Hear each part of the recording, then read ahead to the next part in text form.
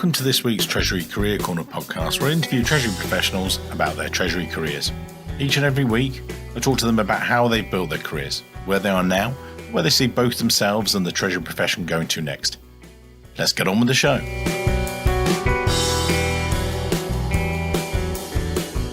Welcome to today's show, where I feel like I'm in a slightly reflective mood. That's probably the best way. It's now summer of 2021. We're coming out of the pandemic, and as we recover, many of our past clients are actually reaching out to us and asking us to recruit for them once again. One of these is the lovely Jane Pilcher. She's the treasurer at Anglian Water Group, AWG, and we're currently recruiting 2 assistant treasurer roles for her. We've also got some other roles that are coming through at the moment. So I thought, I was briefing some of the candidates the other day and say, well, have a listen to the podcast I did with Jane.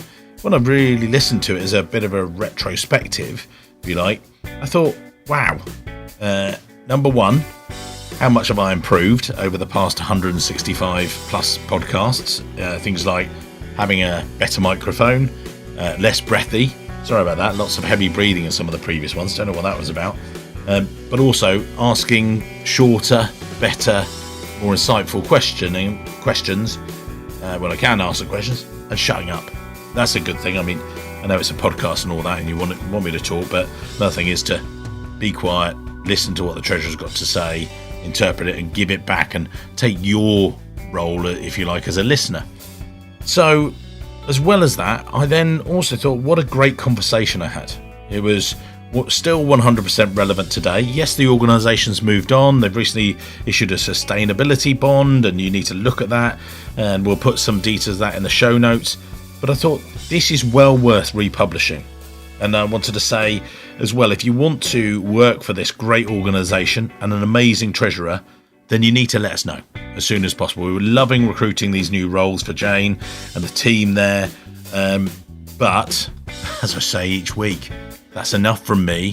We're going to get back to the episode with Jane from all that time ago. Sorry about the heavy breathing. But anyway, as I say each week, that's enough from me. Let's get on with the show.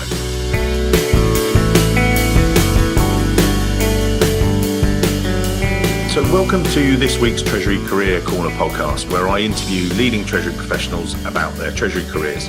We talk about how they first started in Treasury, where they are now, and where they see themselves and the Treasury profession going next. In this week's show, I'm delighted to be joined by Jane Pilcher, the Group Treasurer at Anglian Water Group. Anglian Water's principal business is Anglian Water, the regulated water and sewerage group, which supplies water and recycling services to over 6 million customers across the east of England and up into Hartlepool. The group also includes Anglian Venture Holdings. That's the investment and management vehicle responsible for the commercial businesses across the UK and Ireland, with over 100 million invested to date. Businesses turnover is in excess of 500 million, and they offer customers a wealth of expertise in the water industry and infrastructure related sectors. Drawing on all this, what I wanted to do was really get into Jane's career. Jane's responsible for all finance and treasury activities of the group. Her prime responsibility is obviously around group debt, bank, investor relations, good all-round group treasurer role. In career highlights, in August 2017, Jane led the launch of the group's inaugural green bond, which we may get onto and talk about. And other responsibilities include ALM management of the 1 billion plus pension fund. So pretty busy times. But taking it back a stage, Jane, you've had a number of years within Treasury. If we go back to the dim distant past, you got your first start. You first started in banking before making that move into Treasury. Is that right? Yes, that's right. So I started off going into banking, and worked in London dealing with large corporates, but took the opportunity following a house move to the Cambridge area to move into commercial banking. And I think I always thought that moving into commercial banking as opposed to corporate banking would be okay, as long as I kind of moved in at the right level. But very, very quickly realised that I'd made a big mistake. Right. Working locally for me with kind of much smaller corporates was not what I expected. The culture, the environment where I was working was very, very different to kind of big banking, and so after a short period of time, about 6 weeks, and lots of very expensive treats to compensate myself for making a bad career decision, my husband decided that I couldn't afford to keep buying these treats any longer, and I ought to go back to London. So ended up finding a job moving back to a bank in London, but before doing that, had lunch with a finance director of a company locally who was one of my clients when I'd worked at banking in London. And anyway, long story short, he said that if ever I wanted to move into Treasury and jump across the pond, then there would always be an opportunity for me to do that, which after quite a lot of kind of soul searching, made, which was quite a difficult decision to move from banking where I'd been since kind of first starting work to move across to Treasury. So in 1990, I moved across to be Group Treasurer of a small manufacturing company located just outside of Cambridge, and they'd not had a Treasury function before, so I went in with a clean sheet of paper and looked to kind of grow and develop that. So it was first for the company, but also kind of first for me going into the profession as well. And what was Treasury? What did you think Treasury was at that stage, or what was it for that group? I think for me, it was a great opportunity. I'd been going out and talking to kind of corporates about their kind of risk management, and it was a great opportunity to then kind of go the other side of the side of the table, to actually kind of do the work myself to understand where those risks were. So yes, I was starting to do my treasurer's exams. Obviously, having done my banking exams, I was what I thought kind of all briefed up. But then kind of moving in, suddenly looking at it through a finance director's eye, it did look different. So I spent quite a lot of time having to kind of demonstrate to not only the auditors, but to the finance directors that he did have some foreign currency exposures that he didn't think he had. And so I think it was very much kind of a risk management at that time. It was talking to banks, getting the help and support from the banks. But for me, my biggest area was being able to convert the kind of the finance director and the auditors to looking at things through a different lens as opposed to just an accounting lens. And you did that for 6 years? Yes.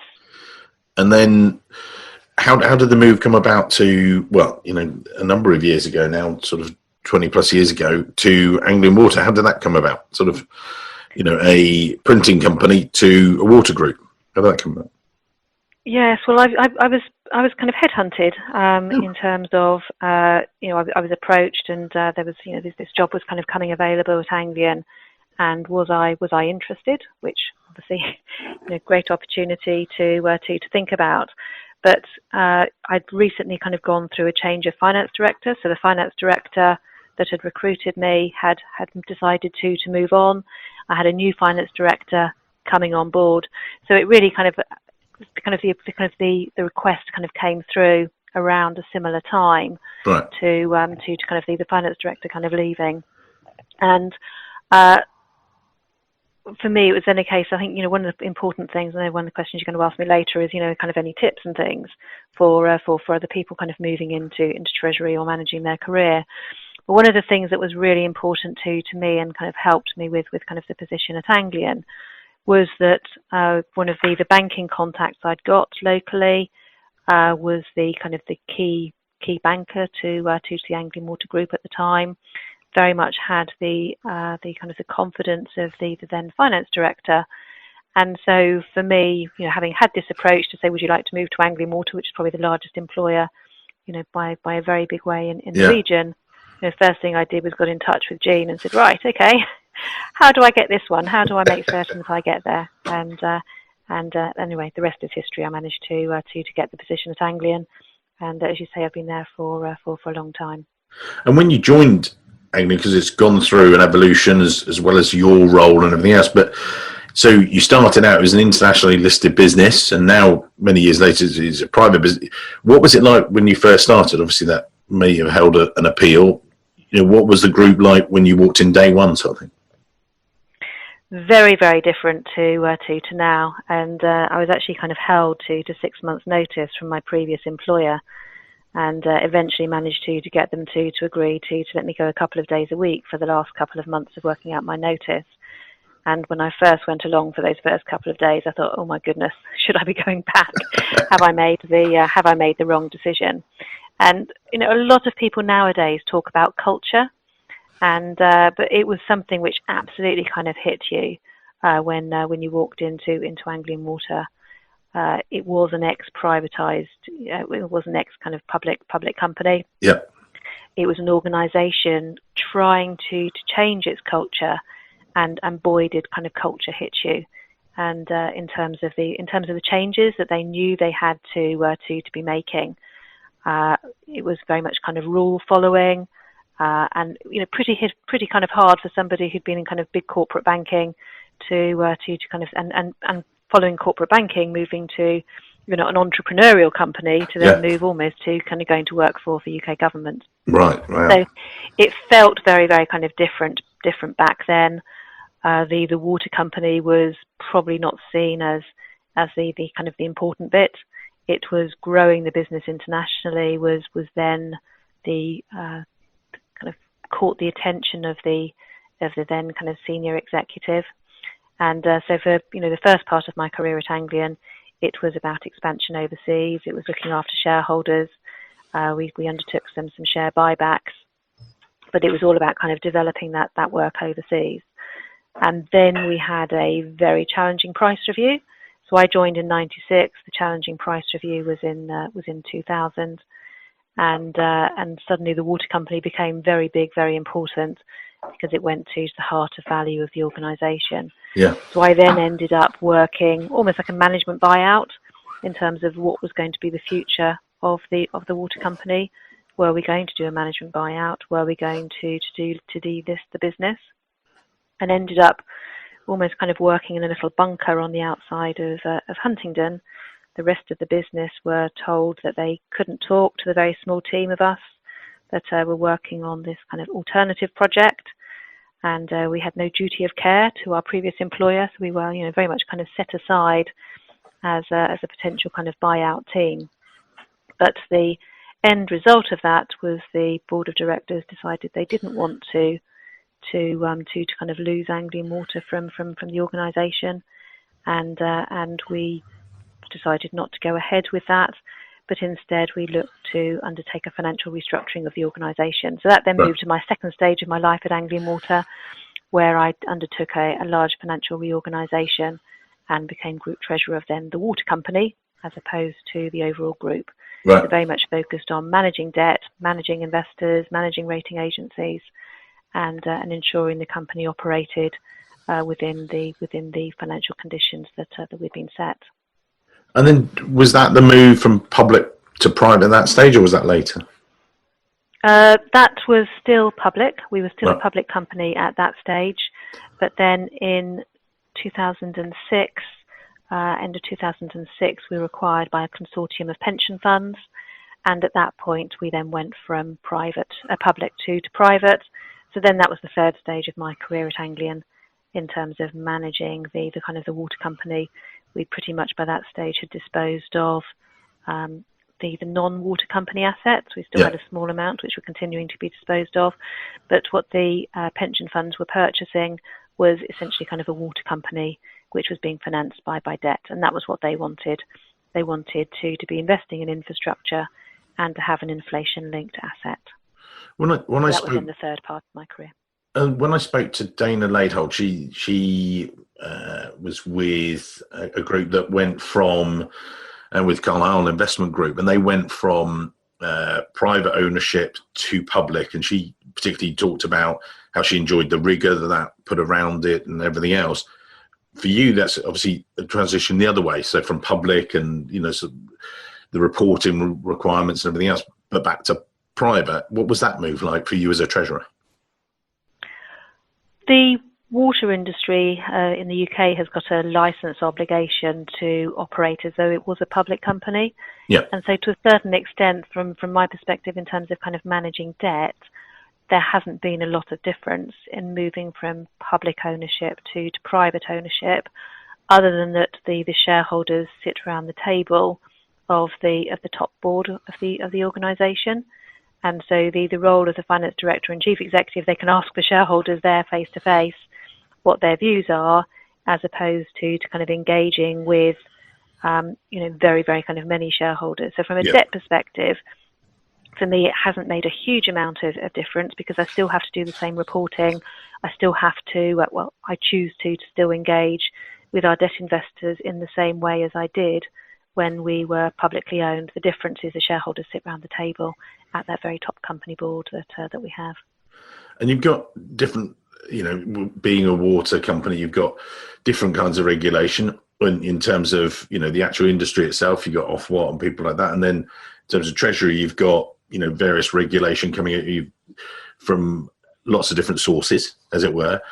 How do you deal with that and sort of keep that manageable? Well, I think from a water company's perspective, we have to manage rules and regulations and compliance. That's just something we have to do. Yeah. And so we're good at it. We're very good at kind of managing disasters. We're very good at managing those kind of one-off unexpected events, as well as kind of making certain we kind of do all of that compliance. So in terms of the world of kind of financial compliance, to us, it kind of just feels like a natural extension of what the business is doing day to day. The financial obligations that we've got in our debt structure, are numerous. But from my perspective, it enables Treasury to keep at the heart of the organisation, to understand what's kind of going on, and the business is very well used to kind of reporting, because that's what we have to do with all the different regulators who give us our licence and monitor our performance. And in terms of, you've been there since '96, and you walked into a Treasury team, I think, 3 or 4 people. Through to now, how has Treasury evolved over that time? If you look, throughout that time, tagging on the sort of moves from Anglian as it evolved as well as a group, how's Treasury changed to cope with that as well? Oh, I think it's changed immensely. I think from a professional perspective, in terms of the team, I'm not saying the team when I joined it, weren't qualified, but they weren't kind of qualified from a Treasury perspective. Yeah. And so one of the kind of the biggest challenges for me when I kind of walked in was to get people to try to see the bigger picture, understand what they were doing, how all of the components that they did kind of fitted in with each other, all of the kind of things that people learn when we're doing their Treasury exams. And one person who was working for me kind of fairly soon after I joined was starting to do his Treasury exams. And at the end of the first year of doing his exams, I can now understand why you were so shocked when you walked into this organisation, because now, having spent a year doing my kind of early part of my Treasury exams, I now understand what the Treasury industry and the Treasury profession is about. Yeah. So I think that professionalism, in terms of people understanding kind of Treasury as a profession, people undertaking their exams, understanding kind of the segregation of roles, front, middle, back office, that's changed immensely. I think the use of systems. When I first joined, there was somebody who used to sit in front of a terminal, write down the bank balances from kind of the reported online from the bank, and then somebody was sitting kind of rekey all of that information into an Excel spreadsheet, and then rekey information into a Treasury management system. So the use of systems and IT, that has also kind of changed hugely over that period. And accounting. I think when I first joined, Treasury accounting of debt and interest was done semi-annually for statutory accounting. We now do kind of management reporting on a monthly basis, and so everybody kind of understands all of our interest and our derivative exposures, whereas that was only done every 6 months when I first joined. And now the shape of the team, obviously we've helped with some of that. You've grown it now to 13 members of staff, is that right? I think it's actually 15 at the moment. Oh wow! We've got a couple of apprenticeships, and I think it very much kind of reflects the way the organisation has grown. When I first joined Anglian, the expectation was that the water industry had a huge period of capital expenditure to enable the UK to comply with the regulations in entering into Europe. So we had a huge amount of capital expenditure to comply with European regulations.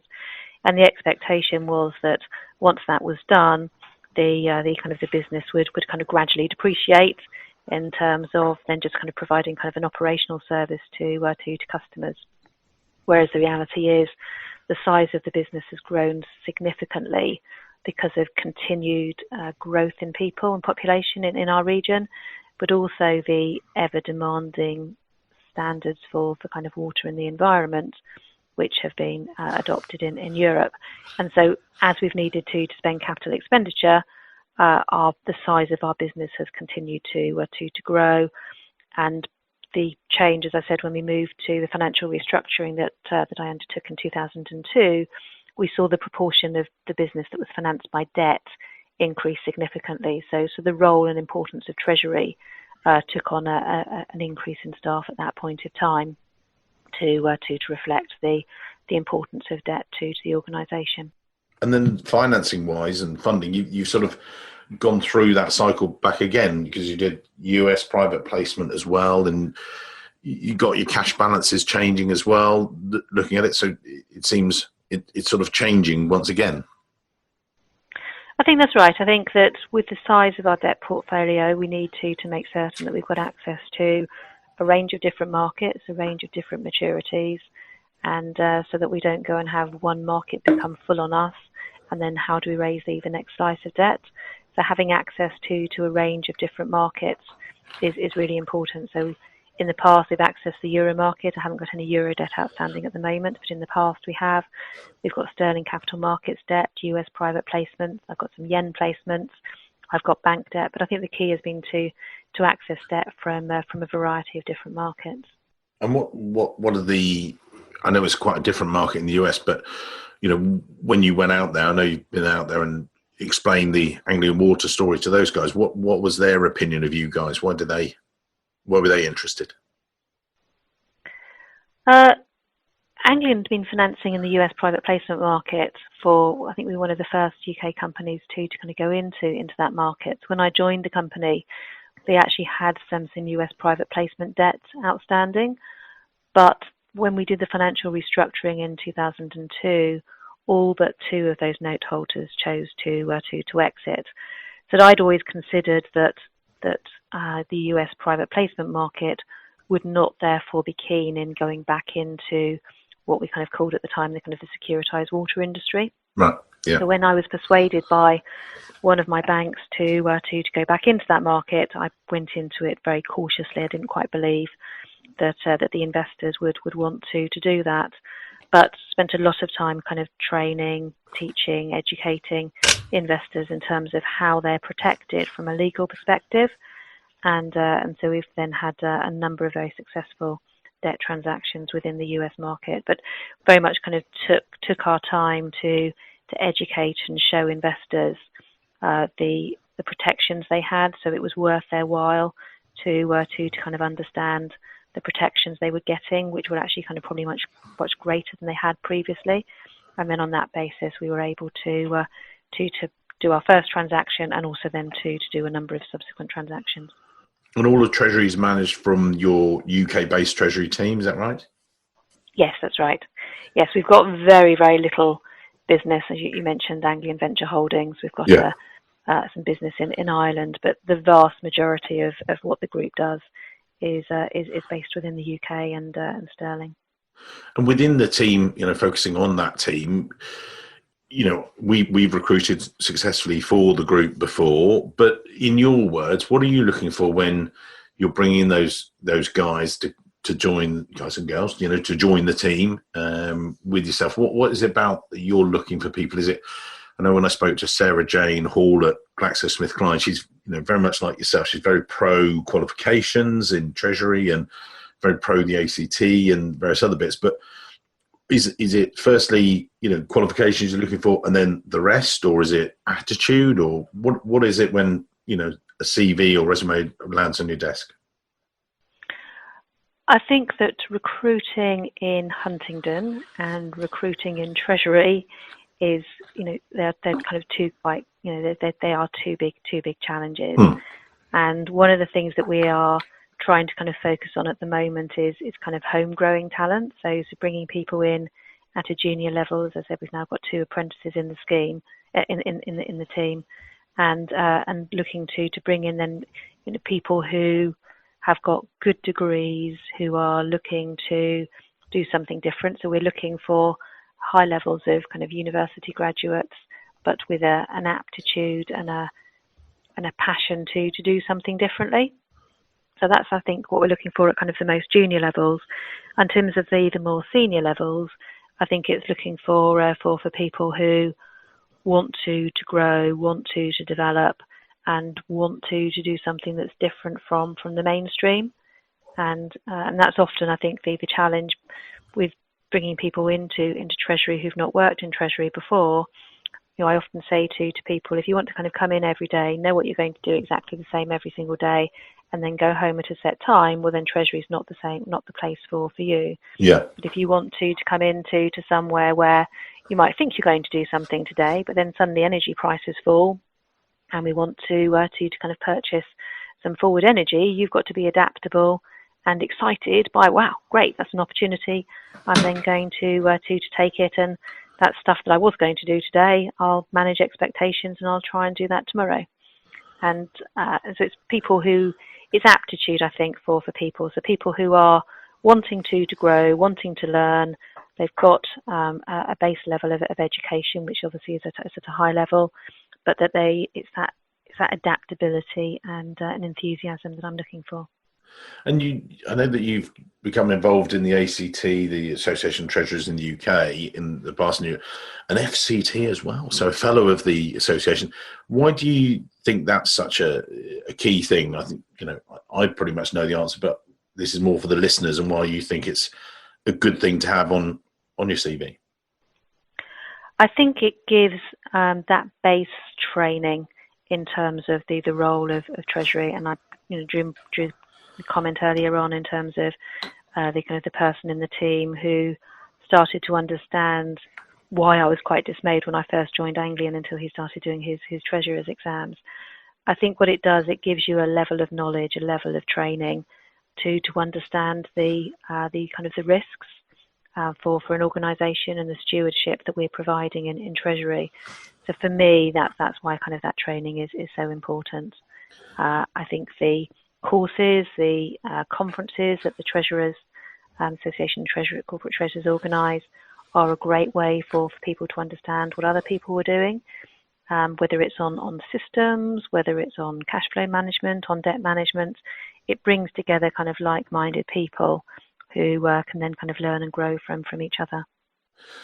And as the Treasury career grows, as it were, and we just talked there a little bit, you mentioned about how it's changed in the time you've been doing it, systems, IT and rekeying and stuff, but looking to the future, you've seen Treasury change drastically over the time. Where do you see it going next? Well, there's a lot of talk at the moment in terms of automation, in terms of what can be kind of done, AI in terms of what can be done in terms of having to have people. So I do see it's going to be smaller, potentially kind of smaller Treasury teams of the future, greater use of systems, but in terms of the calibre of people who are working in Treasury or in kind of wider finance organisations, it's going to be kind of smarter, more professional people, so that you still need to be able to kind of have the kind of the thinking, the strategic thinking behind an organisation, making certain that you're able to interpret what the systems are doing to know that it's right, rather than just having a black box, say, here's my kind of my debt number, here's my interest number, and nobody questioning and challenging it. So I think it's going to be much more a case of review, strategy, and challenge, as opposed to kind of production and kind of routine. So I think the role of an individual in Treasury is going to be changing, which is why we're seeing this kind of change in our own Treasury team, with having some of the more routine roles undertaken by people at the start of their very early start of their career, but they're people who we would be expecting over a 3-year period to be moving kind of quite quickly through the organisation. And with that, you say about it's developing. How do you see your role continuing to develop from here? I mean, I've always said I'll leave an organisation when I get bored, and I've clearly not got bored because I've been here for a very long time. Yeah. Never a dull moment in the water industry, as we'd say it. So, I think that part of what's exciting about Treasury is you don't know quite what's around the corner. It's being able to lead to the changes. So, we've got all the way through this interview without kind of mentioning kind of the Brexit word. But I think from a treasurer, that's in many ways it brings more volatility, more uncertainty, but kind of greater excitement as well. So, what are the challenges that we're trying to help and protect our organisations from? So I think it's that changing world. Sustainability is a huge, great focus for us at Anglian Water. We issued our first green bond last year. We're going to try and raise all the finance that we can as green finance. So working with other stakeholders to try to help investors see the importance of climate change, to kind of work with politicians and other stakeholders as we look to get more green finance. These are all things that I wouldn't have envisaged 18 months ago that I'd be focusing on. Yeah, and all things fresh. that my team are doing now is all fresh, which I would never have expected that. Leslie, my assistant, was out visiting kind of Corby treatment works a couple of days ago because she's picked one of the green bond projects that we're financing to come and talk to the team about, and so that's helping her grow and develop, but also helping the team to understand what the money that we're raising is being used to finance. I never would have expected that that's what we'd be doing 18 months ago. No, so it's constantly changing and developing. And with yourself, you've had a very successful Treasury career thus far. We're still continuing the development. Someone listens in, and to wrap up today's interview, where someone's saying, "Hang on, I want to steal Jane's job in the future. I want to copy that." What would you say? What advice would you give? What nuggets would you give out to those guys to say, do this, and follow me, sort of thing? I did it on a speech this week at the Treasury Leaders Summit. I'm saying, look at people's LinkedIn profiles and say that this is the steps that Jane made. This is what she did. You've done a number of different things, but this is the steps that she took. And then she's the group treasurer, successful group treasurer for Anglian Water. What would you draw out, perhaps 2 or 3 of those that, think, actually, this is what I need to do tomorrow? Yeah, I think I think for me, it's about kind of working hard, getting on with people, making certain you've got good people kind of working for you as well. But it's having an open mind, being willing to kind of challenge the status quo. I think one of the first finance directors I worked for said, keep opening all of those doors. When you hit the brick wall at the end, don't try and knock it down yourself. Come back to me, and I'll help you kind of unbreak that kind of brick wall at the end.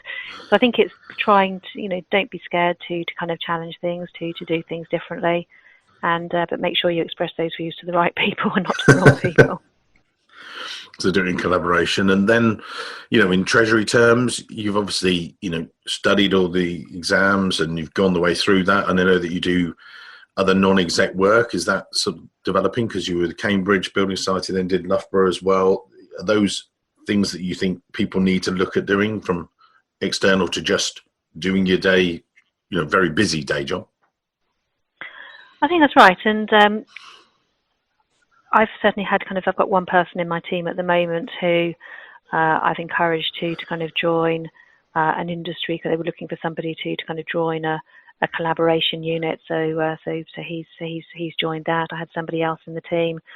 One of our non-exec directors was looking for somebody to join as a non-exec director on one of the smaller companies he was involved with in Cambridge, and so he did that. So I think it's a great way of being able to kind of grow your kind of skills and behaviours. So not so much the technical side, the kind of the softer side, but I think it's a great way for people to, sometimes with kind of treasury and finance, you can be very introverted. You can sit and focus on your day job, making certain that you get everything done, and you forget to kind of look up and smell the roses. I think working and doing, whether it's a non-exec director job, whether it's joining a committee with the Association of Corporate Treasurers or working on pensions or whatever, taking people away from their day job to enable them to kind of make them realise how much value they're adding, but to kind of talk to other people is a really good skill for people to get. Fantastic. I want to leave it there because I think that was a great wrap up to today's interview.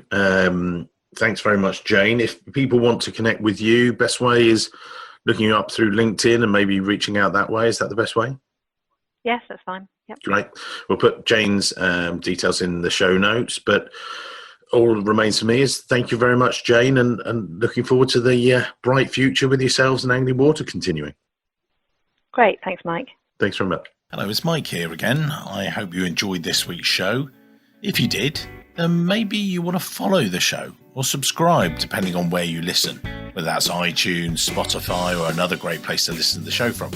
It's totally free and means that you'll be the first to see each and every week when we release a new show. And maybe whilst you're there, you could even leave a quick review. Reviews and ratings are among the most important metrics for a podcast to effectively rank. And as you can probably appreciate, the podcast is a lot of hard work to produce every week. It'd be amazing. Just take, say, 20 seconds, leave a quick review of my amazing guests and their great career stories. We'd really appreciate it. Thanks very much, and I can't wait to see you soon.